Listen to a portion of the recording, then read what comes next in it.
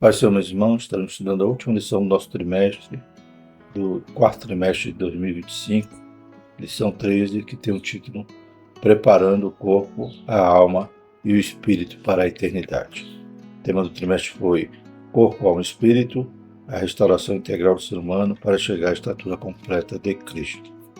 Glórias a Deus. Então, estudamos nesse trimestre a respeito da antropologia bíblica, e falamos sobre aquilo que a Bíblia revela a respeito do homem, da sua formação, da sua estrutura, corpo, alma e espírito.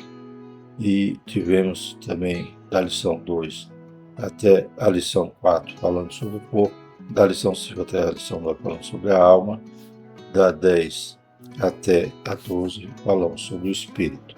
Claro que, como já havíamos dito em lições anteriores, o tempo não compreenderia, para estudarmos a fundo cada tema desse. Mas durante o trimestre podemos examinar um pouquinho a escritura a respeito desses temas. Louvado seja o nome do Senhor.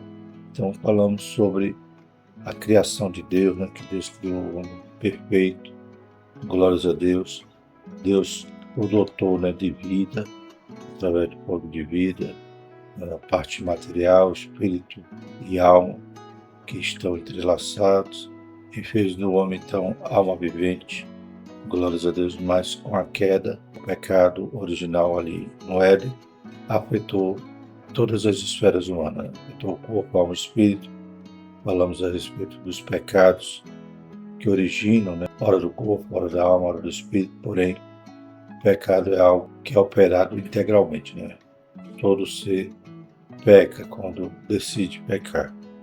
E vimos, então, a restauração através de Cristo Jesus, que agora restaura a consciência, restaura a alma, restaura o espírito e o corpo. Glórias a Deus. E desde a primeira lição, nosso textuário já dizia, E o mesmo Deus de paz vos santifique em tudo, e todo o vosso espírito e alma e corpo sejam plenamente conservados e irrepreensíveis para a vinda do nosso Senhor Jesus Cristo. 1 Tessalonicenses 5:3.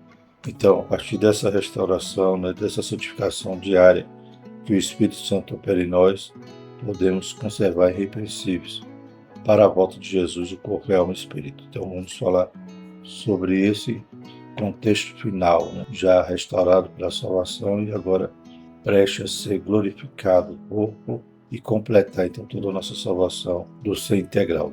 Deus não quer salvar só o coração. Ele quer salvar o homem integralmente, corpo, alma e espírito.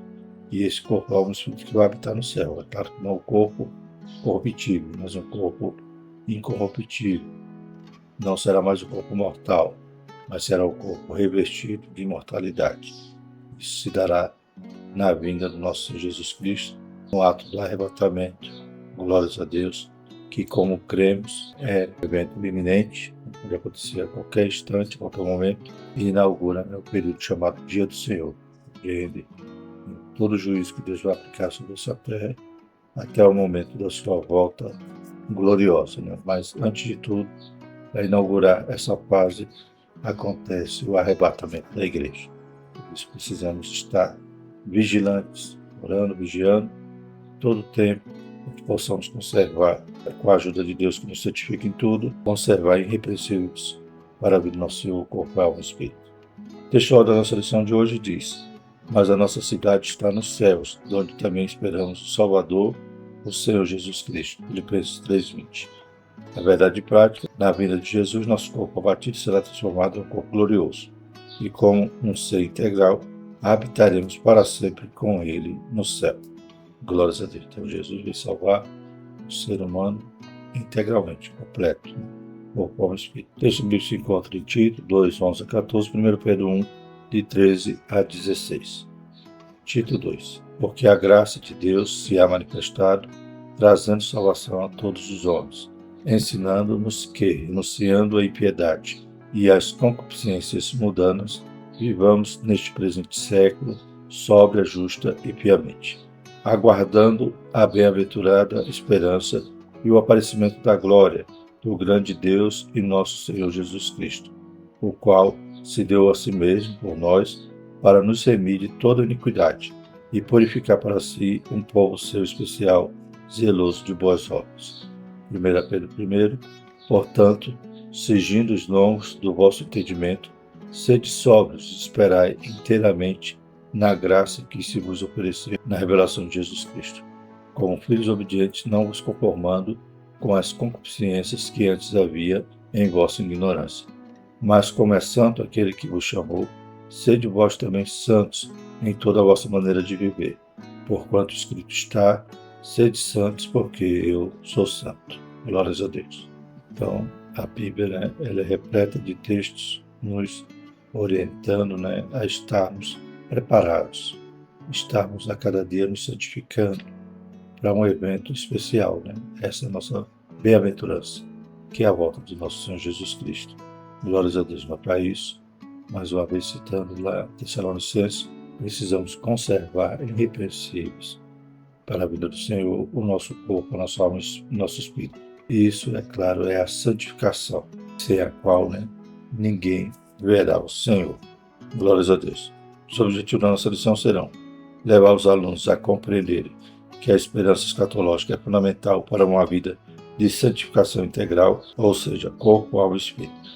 Alertar os alunos sobre os desvios das teologias modernas que enfraquecem a santificação e a esperança da volta de Cristo e ensinar que a santificação deve abranger todo o ser, corpo, alma e espírito, como preparação contínua para a vida de Jesus. Então, desses objetivos, a gente destaca esse aqui a respeito das teologias modernas. Ora, vai dizer que pode ser de qualquer jeito, Deus aceita de qualquer forma, é claro que ele aceita, mas não podemos continuar. Diz: vinde a mim que todos que estão cansados, oprimidos, sobrecarregados, eu os aliviarei. Então, é claro que a nossa carga vem conosco, mas a gente vai deixar aos pés do Senhor e a cada dia ser mais santo. Porém, as teologias modernas vão tentar atingir nessa área, dizer que as pessoas podem viver de qualquer forma, que Deus é amor e que ninguém vai para o inferno e que Deus vai salvar de qualquer jeito. Então, existe um mandamento, existe essa orientação de Deus para vivermos em santidade, e existe a questão da perseverança.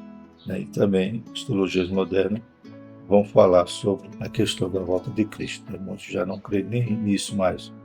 Outros vão alegorizar, dizer que Cristo já voltou de forma simbólica, de forma espiritual. Então, as teologias modernas ou vão enfraquecer esse lado da santidade ou o lado a respeito da nossa bendita esperança e da nossa perseverança e vigilância enquanto aguardamos a volta iminente do Senhor Jesus. Glórias a Deus. Então, infelizmente, o mundo sempre vai atacar a Bíblia. Então, precisamos estar firmados na rocha, que é a palavra de Deus. Glórias a Deus. A introdução da nossa lição diz: ao longo desse trimestre, fizemos uma jornada de estudo acerca do homem, a obra-prima da criação. Buscamos conhecer a vontade de Deus para o nosso ser como um todo, espiritual e corpo. Pois, como enfatiza a nossa declaração de fé, o homem é uma unidade na pluralidade e uma pluralidade na unidade. Nessa lição, concluiremos enfatizando o propósito da santificação na perspectiva da doutrina bíblica das últimas coisas. Então, como já falamos, Deus criou tudo bom, perfeito, glórias a Deus, porém a queda, o pecado, atingiu, prejudicou tanto o corpo, alma e espírito. Tornou-se, então, o ser humano em estado de depravação total. Depravação total quer dizer que atingiu todas as áreas. E a restauração que Cristo, aleluia, comprou para nós ali na cruz do Calvário, morrendo em nosso lugar, ela também restaura todas as áreas, corpo, alma e espírito. E para a volta de Cristo, precisamos estar integralmente conservados, irrepreensíveis, santos, para encontrarmos com nosso Senhor Jesus Cristo. Claro que não é mérito nosso, não é algo que nós podemos fazer sozinhos, pois, como o versículo diz, o mesmo Deus de paz vos santifique tudo. Nós precisamos dar lugar, andar no Espírito, para que Deus faça essa obra em nós. Glórias a Deus. Primeiro tópico, perseverando a esperança escatológica. Primeiro subtópico, o alvo celestial. Um dos fatores essenciais para a preservação de uma vida de santificação integral é a esperança escatológica, o anseio pela eternidade com Deus. Diversos textos bíblicos relacionam a santidade com a vinda de Cristo, de modo a conscientizar os crentes da necessidade de um viver santo. Hebreus 12,14, 2 Pedro 3,11-14. Então, a santificação está relacionada com o texto bíblico com a volta de Cristo. Seguindo a paz com todos, a santificação, sem a qual ninguém verá o Senhor. Então, Deus está a cada dia, nos preparando, nos santificando, dando lugar ao Espírito Santo para fazer essa obra gloriosa em nossa vida para esse encontro. E quando a gente perde o alvo, ou perde o amor pela vinda do Senhor, como Paulo disse, que a coroa está preparada para todos que amam a sua vinda, ou seja, quando a gente desvirtua, quando a gente tira esse foco da volta de Cristo, a gente começa a olhar para as coisas terrenas, somente para as coisas terrenas. Isso vai nos embaraçar e isso vai fazer com que esqueçamos também a santificação. Toda vez que a igreja se preocupou mais com as coisas da terra, acabou se corrompendo. A gente vê isso na história da igreja. Roma institui o cristianismo como religião oficial e passa a manipular, ou seja, até os cargos eclesiásticos era o governo que decidia, que interferia, Isso ali por volta da Idade Média. A gente vai ver que esqueceram da volta de Cristo, começaram a pensar só no ouro da terra, ou na posição política, ou no poder eclesiástico, e isso acabou esfriando a escatologia. Havia pouco interesse sobre a escatologia. Mas toda vez que há um avivamento, olha-se de novo para o céu e se preocupa com isso, com a volta de Cristo. O avivamento pentecostal, por exemplo, é um desses exemplos. Mas se a gente deixar o foco, deixar de olhar para Cristo, de aguardar e de ter essa bendita esperança acesa no coração, começamos mais uma vez a olhar para o mundo, para as coisas terrenas, e a santidade, ela está relacionada diretamente com esse alvo. Olhando para o mundo, acaba esquecendo de se santificar, de buscar o Senhor e de estar preparado para a sua vida. Que Deus nos ajude, como Jesus contou em inúmeras parábolas a respeito dessa vigilância. E se a gente perde o foco, para de vigiar, paramos também de se importar com a santidade. Que Deus nos ajude. Sabendo disso, Satanás sempre repete a estratégia adotada desde o Éden. Busca confundir a mente do ser humano e desviá-lo da perspectiva estabelecida pelo Criador. Gênesis 3, 4, 5. O conceito mais comum de pecado é errar o alvo. A nova vida em Cristo é uma correção de alvo. Visa tirar-nos da limitada e miserável perspectiva meramente terrena e finita e nos sintonizar com o propósito celestial e eterno. Colossenses 1, 3 a 5. Então erra o alvo quando para de olhar para Cristo. Aí vai afundar no pecado, como Pedro. Quando desviou o olhar de Cristo, olhou para a tempestade, começou a se afundar. Da mesma maneira, se a gente olhar para o mundo, olhar para o pecado, quando a gente começar a olhar para o mundo, se embaraçar com o negócio dessa vida, a gente acaba perdendo algo, que é Cristo, que é a sua volta, que é iminente, que a qualquer momento, não depende de nenhum sinal, glórias a Deus. Se é iminente, é em qualquer momento. Alguns sinais que a Bíblia nos relata serão referentes à vinda gloriosa, mas o arrebatamento é de surpresa, é como um ladrão. Ninguém sabe a hora que o ladrão virá, ninguém sabe a hora que o seu Senhor voltará. Glórias a Deus. Segundo subtópico, oposições à visão celestial. Jesus enfrentou terríveis oposições durante seu ministério, a começar pelas tentações do diabo, que queria mudar o propósito do Messias e confiná-lo aos limites das conquistas terrenas. Mateus 4, 8 a 10. Respondendo a Pilatos, o mestre enfatizou: o meu reino não é deste mundo. João 18, 36. O apóstolo Paulo travou grandes combates com opositores que insistiam em reduzir o evangelho a temas e questões temporais. Aos Coríntios, ele advertiu acerca dos que não criam na ressurreição dos mortos, um engano que limitaria a eficácia da fé cristã a esta finita vida. 1 Coríntios 15, 12. Se esperarmos em Cristo só nesta vida, somos os mais miseráveis de todos os homens. Capítulo 15, verso 19. Então, a gente vê que tanto Jesus, o diabo queria mudar o foco dele, como também Paulo, Ele teve que doutrinar, ensinar a igreja ali a respeito desse desvio de foco. E se a gente esperar Cristo nessa vida, a gente só quer o milagre, só quer a bênção, e se esquece da eternidade e de tomar o céu à força, de se esforçar, de perseverar até o fim.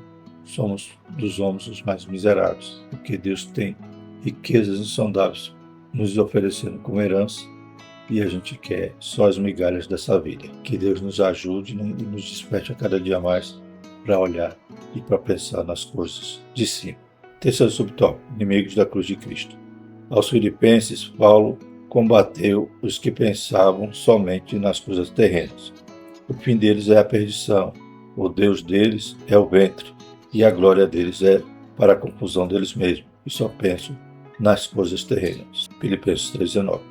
Eram inimigos da cruz de Cristo. Filipenses 3,18. Diante disso, o apóstolo proclamou: mas a nossa cidade está nos céus, donde também esperamos o Salvador, o Senhor Jesus Cristo, que transformará nosso corpo abatido para ser conforme o seu corpo glorioso, segundo o seu eficaz poder de sujeitar também a si todas as coisas. Filipenses 3, 20 e 21. Há ensino semelhante aos Colossenses 2,3 e aos Tessalonicenses, 1 Tessalonicenses 4,3. Glórias a Deus. Então, Paulo mostrava sempre o caminho, porém, havia sempre a oposição, queria tirar o foco, de Cristo e da sua volta e da santidade para apenas pensar nas coisas terrenas. E como ele disse aqui aos Filipenses, o Deus deles é o ventre, a glória deles é para a confusão deles mesmos. E ele disse aqui também a questão de esperar Jesus, pois receberemos essa transformação do nosso corpo em um corpo semelhante ao de Cristo, dele ressurreto. Glórias a Deus. Então não seremos anjos, como alguns pensam, seremos homens, corpo e alma e espírito restaurados, glorificados, santificados, e o corpo semelhante ao de Cristo ressuscitado. Ele é a primícia, os que dormem, e nós trilharemos o mesmo caminho. Glórias a Deus. Temos que seguir Ele aqui nesta vida e seguiremos Ele também na eternidade, inclusive nessa semelhança do corpo transformado, aleluia, e revestido de mortalidade e de incorruptibilidade. Glórias a Deus. Segundo tópico: perigos de teologias modernas. Primeiro subtópico: um cristianismo secularizado. Vivemos o perigo de um cristianismo secular, reduzido a pautas e militâncias ideológicas, sociais, políticas, econômicas, e enfrentadas por expedientes meramente humanos. Lucas 17, 26 a 30, 18, de 1 a 8. E 2 Coríntios 10, 4 e 5. Assiste-se à difusão de uma teologia pública que não confronta o pecado. Então hoje tem inúmeras teologias, teologia preta, teologia inclusiva. Então as pessoas vão olhar para a Bíblia com um óculos, para poder fazer a leitura, um óculos com lentes ideológicas.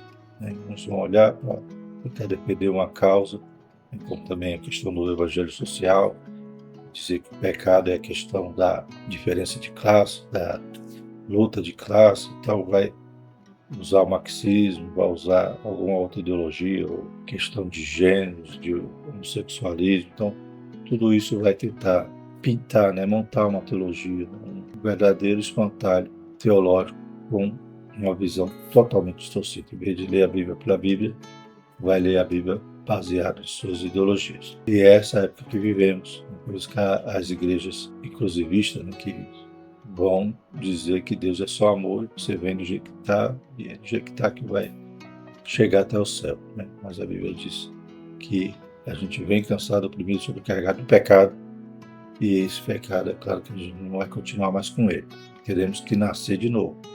Jesus foi enfático em Nicodemos que só entra no céu, só entra no reino de Deus quem nascer de novo. Ou seja, tem que haver uma transformação, uma mudança. Não é vir do jeito que está e ficar do jeito que está. Então o Evangelho confronta, o Evangelho desmascara-nos, mostra nossa hipocrisia, nosso pecado e nos mostra o caminho para consertarmos. O caminho é nos entregar a Cristo, crer nele como Senhor e Salvador, aleluia, e deixar o Espírito Santo morar em nós e transformar a nossa vida, operando a santificação progressiva diariamente. Temos que ser mais santos do que o dia anterior. Glórias a Deus. E como já citamos, sem a santificação, ninguém verá a Deus. Essa teologia pública que não confronta o pecado, que confunde e empobrece o sentido da relevância da fé, enfraquecendo a missão da igreja, sob pretexto de levá-lo para uma arena pública, atua para tirá-la da arena espiritual. Então, para eles, para uma vertente dessas teologias, o pecado é social. Tirando a pessoa da pobreza, o estou livrando ela desse pecado, entre aspas, né? Claro que o maior problema do homem não é o social, sim o espiritual. Claro que o social tem que ser tratado. A igreja, ela também tem essa incumbência, né? Glórias a Deus. Mas o principal, o alvo principal é o espiritual, porque não adianta ganhar o mundo todo e perder a alma, né? Então, ele tem tudo aqui na Terra, mudou de vida, né? Tá rico, mas ir para o inferno não serviu para nada. A igreja não foi criada para isso. A igreja foi para libertar o homem do pecado. Então, os judeus queriam que Jesus, o Messias, fosse aquele que libertasse eles do jugo romano, mas Jesus não veio para isso. Veio para libertá-los do pecado, e a igreja tem que propagar e continuar essa missão. Então, o único remédio para o homem é Cristo, sua morte na cruz, aleluia, e o perdão que Deus nos dá quando Ele nos oferece de forma gratuita sua graça e nós respondemos positivamente a ela, já, é claro, né, convencidos pelo Espírito Santo por essa obra em nós, como já estudamos nesse trimestre. Enquanto mais secularismo, menos poder. Jesus espera que conservemos entre nós os verdadeiros sinais que devem seguir os que crerem: expulsão de demônios, novas línguas, maravilhas e curas divinas. Marcos 16, 17, 18. E tudo isso na perspectiva e expectativa da eternidade, né? Então, a libertação, ela vai estar sempre atrelada à questão espiritual, né? É claro que, uma vez o homem salvo, né, o crente regenerado, isso vai afetar todas as áreas de sua vida, né? Uma outra transformação social que a igreja faz é quando uma alma, né, se rende para Jesus, e aquele que roubava não rouba mais, aquele que mentia, que se prostituía. Há uma transformação moral e social atrelado, né, à espiritual, que é a primária. Louvado seja o Senhor. Segundo subtópico, falsos discursos.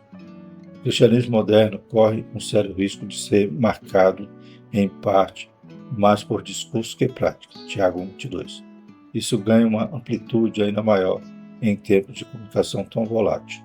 Oriundas de canais mais voltados à cultura e intelectualidade, são muitas as vozes cristãs, entre aspas, que criticam toda e qualquer tradição, ignorando seus fundamentos. Como pentecostais clássicos, devemos nos precaver de teologias modernas alheias à realidade do crente em seu cotidiano, em seu bairro ou comunidade rural, e permanecer crendo, praticando e pregando um evangelho simples, porém integral e poderoso. Jesus salva, cura, batiza o Espírito Santo e em breve voltará. Quando se perde o senso da iminente volta de Jesus, compromete-se o valor da santificação, né? Como já citamos, e esses falsos discursos, né, se multiplicam, né? Pois os falsos mestres também é uma realidade que Jesus já havia previsto, que antecede a sua vida, né? Esses falsos mestres, falsos cristos, aqueles que distorcem a palavra, muitas das vezes usam apenas como meio de ganhar dinheiro, outras vezes vão realmente buscar influenciar, né? Alcançar seguidores, distorcendo o que a palavra diz, dizendo não é bem assim, né? A palavra não é assim que foi interpretada durante séculos, né? Mas sim, a partir de agora ele traz uma nova luz aquele texto, longe, né, da hermenêutica, da exegese bíblica genuína, e apenas do seu achismo, alegrando, né, seu público. Aqueles que já não suportam mais a sã doutrina, já tem como chão nos ouvidos, procura então esses mestres para lhe ensinar coisas erradas. Que Deus tenha misericórdia, né? E como diz aqui no texto, o evangelho ele tem que ser prático, né? Também não é só discursos vazios, cheios de engano ou hipocrisia, né? Que Deus continue guardando, né? Que como pentecostais clássicos, né, temos esse DNA, né, de praticar o evangelho, de todo mundo pregar, de ver os sinais, aleluia, e em todo o povoado tem uma igreja, então, buscando as almas. É claro que se não perdermos esse foco, que é, aleluia, ganhar almas para o reino de Deus, dos céus, não da terra, estaremos também atrelados a isso, querendo viver de forma mais santa, né? Quando desviamos todo olhar, certamente a santidade vai ficar prejudicada, pois não vamos nos preocupar com isso, vamos nos preocupar com fama, com dinheiro, com o poder, com o ego massageado, menos com o céu. Que Deus nos ajude. Terceiro subtópico, prosperidade, existencialismo e engajamento cultural. Ao longo da história do cristianismo, não poucos ventos teológicos vieram e se foram. A própria teologia da prosperidade, uma das mais recentes, já não causa o mesmo impacto de quando surgiu. Reduzir a esperança cristã a conquistas terrenas leva a frustrações, além de conduzir a uma visão meramente existencial. Foi o que Paulo concluiu diante dos que, em Corinto, negavam o caráter escatológico da fé cristã. O apóstolo não os poupou, chamando-os de bestas feras. Ironizou: comamos, bebamos, que amanhã morreremos, 1 Coríntios 15:32. Acautelamo-nos também da cosmovisão cristã inspirada na escatologia calvinista amilenista, que descrendo o arrebatamento da igreja e em um milênio literal enfatiza o engajamento político e cultural para a redenção dos sistemas humanos e não a proclamação do evangelho para a salvação dos pecadores.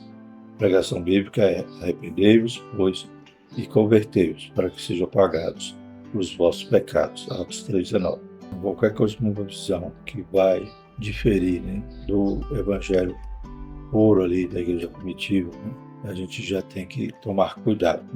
Algumas teologias, como diz aqui, a teologia da prosperidade, que visava só esse lado, questão terrena, questão de prosperar na terra, esquecer da prosperidade espiritual, ou até mesmo atrelar sofrimento, pobreza a pecado. Então, completamente diferente do que a Bíblia diz. Hoje, essa teologia já se modernizou, hoje tem os coaches, que vão pregar também essa visão das conquistas terrenas, e vão mesclar, algumas técnicas psicológicas para poder apertar ali o seu público. Então, tudo isso que vai distanciar do que realmente o evangelho que Jesus pregava, nós devemos estar longe. E o comentarista cita também a questão, cosmovisão calvinista amilenista, que eles não creem, no arrebatamento iminente, não creem no milênio literal, creem de outra forma, interpretam de outra forma, mas nós que cremos dessa maneira não podemos nos confundir. Glórias a Deus. Quando a gente vai analisar a nossa teologia, a gente vai ver que ela é bem fundamentada na palavra. A sua sistematização nesse sistema realmente demonstra que a forma como cremos do arrebatamento da igreja, da tribulação, da sua volta gloriosa, tudo isso está amplamente amparado pela palavra de Deus. Glórias a Deus. Terceiro tópico, conservando espírito, alma e corpo. Primeiro subtópico, prontos para o retorno de Cristo. Em 1 Tessalonicenses 5:3, Paulo apresenta a santificação intimamente ligada ao propósito da eternidade. É uma epístola que eminentemente trata da volta de Jesus. O apóstolo dedica o último capítulo para abordar exatamente a obra da santificação.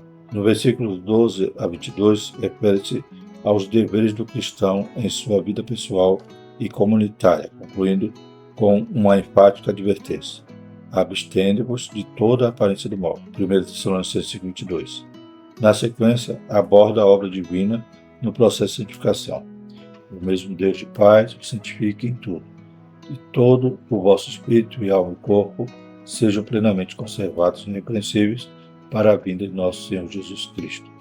1 Tessalonicenses 5:3. Então, além de estar tratando aqui a questão da santificação, a gente também percebe nesse versículo essa tripartição do homem, o alma e o espírito. Como estudamos durante o trimestre, também cremos nessa doutrina, na tricotomia do homem.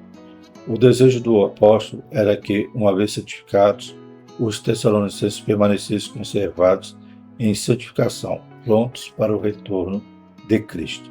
Glórias a Deus. Então, nessa epístola, Paulo vai falar sobre o arrebatamento, sobre a volta de Cristo, sobre aqueles que não tinham esperança, e explicou, então, no momento que Jesus viria buscar a sua igreja, então aqueles que morreram em Cristo iam ressuscitar primeiro, e os vivos seriam transformados. Inclusive, Paulo aguardava Jesus para os seus dias, nós que estivermos vivos, uma expectativa que ele tinha também da volta de Cristo naqueles dias. Então, ele estava com algo sempre fito nessa bendita esperança. Glórias a Deus. Como eu falei, se a gente acha que Jesus não vai voltar ou não se preocupa com isso, a gente acaba ficando ligado às coisas materiais, às coisas do mundo.